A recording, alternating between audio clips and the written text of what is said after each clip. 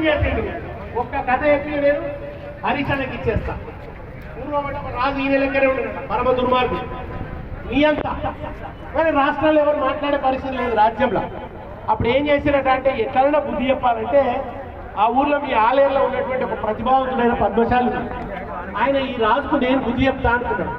అనుకొని ఒకరు రాజు దగ్గరకు పోయి రాజును బాగా పొగిడిండు. పొగడతలు బాగా ఇష్టం అన్నాడు ఆ రాజుకు.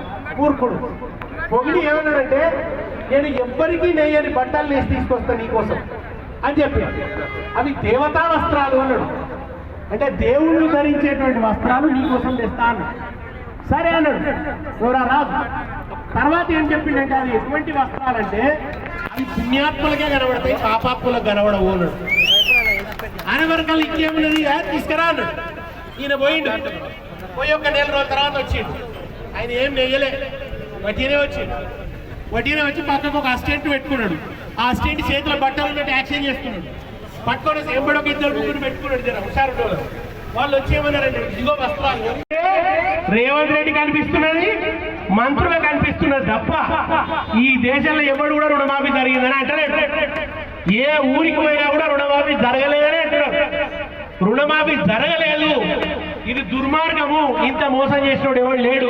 చివరికి యాదగిరి నరసింహస్వామి మీద కూడా ఒట్టుపెట్టే ఇవాళ ధర్నా ఒక ఆలయంలో జరగలేదు, వైకుంఠంలో కూడా ధర్నా జరుగుతున్నది రేవంత్ రెడ్డికి వ్యతిరేకంగా. మొత్తం దేవతలు కూర్చొని ధర్నా చేస్తున్నారు. కనుక మిత్రులారా మనకు పోరాటం ముందు ముందు మిగిలే ఉంది. ఈ దొంగ ప్రభుత్వం ఇచ్చిన ఈ దొంగ హామీలు వీటి రద్ద స్వరూపాన్ని బయటబయలు చేసి ప్రజలు ఎక్కువ కాలం భ్రమల్లో ఉంటారు. ఎవరు ప్రజలు భ్రమల్లో ఉంచలేరు, భ్రమలు బద్దలైపోతున్నాయి. కనుక రాబోయే కాలం గులాబీ జెండానే, రైతులకు నిజమైన అంట గులాబీ జెండానే. జై తెలంగాణ.